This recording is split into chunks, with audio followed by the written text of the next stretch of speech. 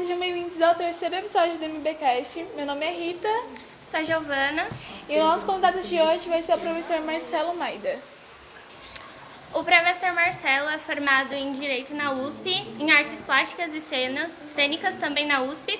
Ele tem pós-graduação em Docência do Ensino Superior, em História da Arte e atualmente ele está cursando Língua Portuguesa com ênfase em inglês. Seja muito bem-vindo, professor. Obrigado, meninas. Bom, a gente vai falar um pouquinho sobre a saúde mental no nosso podcast.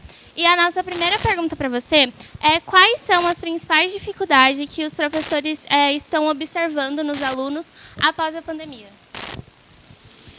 Bem, eu vou falar por mim e por alguns colegas, porque assim, a gente acaba conversando, né, entre a gente. A maior problemática pós-pandemia da saúde mental dos alunos, né, não só aqui da escola, mas no geral, porque eu trabalho com outros alunos de outras escolas, é a insegurança que a pandemia trouxe na vida tanto dos pequenos, quando eu falo pequenos, eu estou falando Fundamental 1, Fundamental 2, quanto dos adolescentes, né? Ensino médio aí, no caso.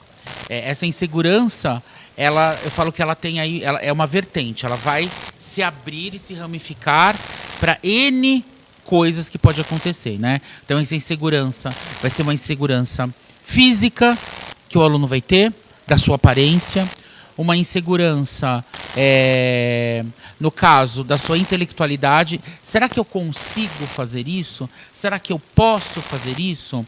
Será que eu estou apto a fazer isso? Né? Trouxe isso. Talvez porque dentro da própria... Pelo amor de Deus, eu não quero julgar a casa de ninguém. Mas talvez porque dentro da própria casa dessas famílias, também ocorreram aí... não só as inseguranças, mas a depressão, ou talvez até a perda de um parente pelo Covid, pode ter sido avô, avó, mãe, pai, tio, enfim, né? Então acho que isso veio à tona. E obviamente essa insegurança, ela está caminhando a tal ponto da depressão. A depressão é algo muito sério, né, que a gente não pode se descuidar, porque a pessoa que está com depressão, ela nunca assume que está com depressão. E a depressão, ela vai causar N fatores, né? Aquilo que eu disse para você. A pessoa não se aceita, a pessoa se acha feia, a pessoa não consegue ter um convívio, não só familiar, mas não consegue ter um convívio com os colegas, não consegue ter um convívio amoroso, vamos dizer assim, um namorado, uma namorada, né? Tudo começa a dificultar, né? E assim... Quando a pessoa ela enxerga que ela precisa de ajuda profissional, às vezes ela está no limite dela, né? É muito raro uma pessoa, no início de uma depressão, querer uma ajuda profissional de um psicólogo, de um psicanalista, enfim, até de um psiquiatra. Porque o psiquiatra em si, as pessoas falam, mas eu não sou louco, o psiquiatra não é para louco, né? Não só, também para louco. Né? Mas o que é ser louco, né? Não só para os loucos, mas as pessoas falam, o louco. Não, pessoas que têm alguma patologia, como uma esquizofrenia. Porque eu acho feio falar louco, né? Vamos falar louco. Ela tem uma patologia, uma psicopatia, uma sociopatia, uma esquizofrenia ou outras doenças, né, psicológicas. O psiquiatra, ele ajuda ali, talvez, com uma medicação. Mas a medicação é uma boia de salvação para a pessoa, mas ela precisa de um psicólogo. Ela precisa ter aí esse... Eu faço análise há muitos anos, né? Eu sempre falei para os meus alunos, isso faz muito bem, né? No meu caso, o meu analista, ele é médico, psiquiatra e psicólogo. Então eu consegui unir o útil ao agradável. Eu não tomo medicação, mas já me deram alta, né? Mas no meu caso foi diferente, foi por causa da doença. Eu tive uma depressão diferente, não foi por causa do Covid, nada. Eu tive uns problemas de saúde e eu fiquei meio depressivo. Mas não tenho mais nada, não preciso tomar remédio, nada disso. Mas continuo com a análise. Eu acho isso importantíssimo, porque nós somos pessoas em transformação constante. dia, professor. Bom dia, Rita. A gente queria saber qual tem sido o estado psicológico dos profissionais na área da saúde. Ou na área da educação, porque da área da saúde eu não posso responder. Saúde, a gente não sabe. Olha, eu sou bem sincero. Quando nós voltamos, né, eu, a professora Marília, a professora Madalena, nós sofremos, foi assim, o processo da pandemia para nós, profissionais da educação, foi doloroso. Foi muito doloroso. Porque assim, do nada tiraram a gente da sala de aula, porque nós, na sala de aula, eu falo que nós somos atores. Nós somos os vilões, nós somos os mocinhos. O professor, ele é o palhaço, ele é o legal, ele é o cômico, ele é o vilão, é o bonzinho. Nós conseguimos interpretar todas, né, várias personagens aí, né, dentro da sala de aula. E aí, quando a gente foi para a telinha da casa de vocês, nós precisamos transformar. Primeiro que a gente teve que transformar a nossa casa numa sala de aula. Literalmente, né? Literalmente. Transformar nossa casa numa sala de aula. E nós tivemos aí toda essa parte, no caso dos computadores, a gente teve que se adaptar, porque a nossa casa era uma coisa simples, a minha e da Marília e da Madalena, simples para o nosso dia a dia, uma rotina de fazer prova, montar trabalho, fazer pesquisa. De repente, a gente precisou de câmeras, a gente precisava de som, a gente precisava de iluminação, né? Virou um estúdio a nossa casa, né? Eu via vocês eu via vocês pela tela e pela televisão. Você também, né, Marília? Pela televisão. Então nós nos transformamos. Só que assim, a gente ficava vou falar com o bumbum na cadeira, das 7 horas da manhã, antes até, porque a gente tinha que abrir um monte de ícone. Se a gente dava aula manhã e tarde, a gente terminava a aula às 17h45 e a gente tirava o bumbum da cadeira 10 horas da noite. Então foi um desgaste, não só físico, eu fiquei com problema de coluna, de ficar sentado o tempo todo, né? Nós tivemos o problema físico, nós começamos a ter problemas físicos e mentais também. Mentais que eu digo assim, a gente não conseguia falar com a família, começamos a perder isso. Mesmo estando dentro da casa, a gente não tinha um contato familiar. E quando a gente voltou, estávamos estressadíssimos, né? Um encostava no outro, parecia que dava choque, né? Porque nós estávamos uma pilha. Mas eu falo que professor, ele é um ser humano em metamorfose constante. E a gente acaba parando, conversa um com o outro. Não podemos fazer isso. E um vai ajudando. A gente tem ajuda um do outro, né? Isso é muito legal. Um professor ajuda o outro e fala, não tá legal para você fazer, você tá meio doido hoje.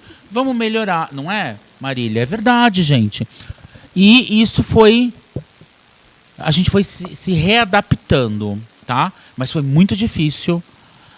Não só a pandemia, como a nossa volta, foi muito complicado.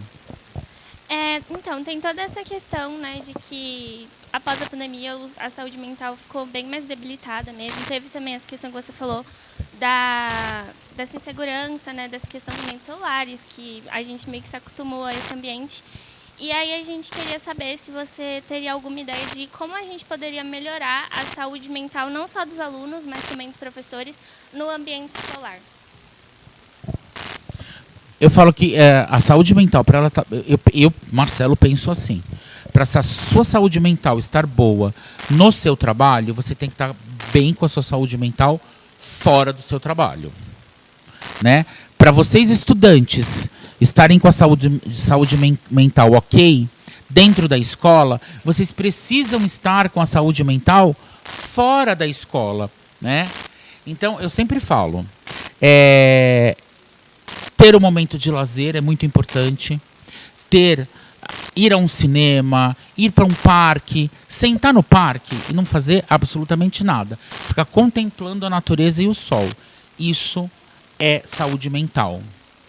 Sabe, fazer uma caminhada, ir para a praia, isso faz bem para todo mundo.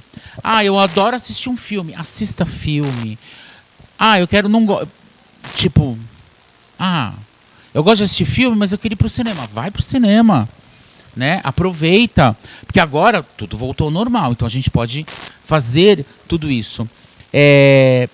Participar mais da família. Eu não me dou bem com a minha família. Você tem que se dar bem com alguém no mundo. Nós não somos um... Alguém assistiram o filme Náufrago? Não assistiram? Náufrago, ele fica sozinho numa ilha. E ele conversa com a bola. Só que chegou um belo dia, ele não aguentou mais ficar sozinho. Ele fez um bote, ele falou, seja o que Deus quiser. Se eu morrer afogado, eu morri. Entendeu? Mas eu vou tentar, porque ele não conseguia mais viver sozinho. Nós não conseguimos viver sozinhos. Nós precisamos de ter o contato humano, de ter o diálogo, de conversar. Agora, se ficar só bitolado no celular, por exemplo, pega o celular e fica lá o dia inteiro no celular, a saúde mental não vai melhorar. Né? Bom, como o senhor mesmo disse, a gente tem esse problema, né, com o celular nas salas de aula. E eu queria saber como nós podemos trazer a atenção dos alunos de novo ao estudo novamente. Olha, eu acredito que esse ano foi um ano, como foi o ano mais... Esse ano foi o ano presencial novamente, né? Até dezembro do ano passado... quem quisesse vir, vinha, quem não quisesse ficava em casa, e esse ano voltou à obrigatoriedade. Então eu acho que esse ano foi um ano de teste, né? De adaptação. Acredito que o ano de 2023 será um pouco melhor em relação a isso. Espero que não fiquem tão presos ao celular, né? Como fazer isso? É óbvio, a gente tem N fatores que a gente pode trabalhar o não celular. Hoje a Rede Decisão está aqui ampliando, então a gente estamos tendo televisões nas salas. Então isso traz a atenção também do aluno. Eu não trouxe isso, não dá. Vamos entrar no Google? Entramos no Google, entramos no YouTube ou em através da televisão. A gente tem esses artifícios hoje. Estamos tendo esses artifícios. Então isso é um ponto muito positivo para o aluno deixar o celular. Agora, isso também, meu amor, não adianta. A gente pode colocar o que a gente quiser no mundo. Pode colocar aqui o Leonardo DiCaprio dando aula. Se o aluno não tiver interesse, não estiver afim, ele não vai... Isso é de ser humano. Isso é interesse, vai de cada um. Entendeu? Você pode dar uma aula show ali na frente. Se a pessoa não está interessada, pode vir, sei lá, Fernanda Montenegro vir dar aula aqui. Ela não vai... está interessada na Fernanda Montenegro, nem na aula que ela vai propor, entendeu? Então também vai do interesse de cada um, né? De largar um pouquinho o celular, deixar para conversar com o namorado ou com a namorada ou com o crush mais tarde, porque não tem necessidade de conversar na sala de aula. Bom, gente, esse foi o nosso terceiro episódio. Eu queria agradecer ao professor Marcelo Obrigado, pela participação, a vocês por terem assistido e é isso, até o próximo episódio. Obrigada. Tchau, pessoal.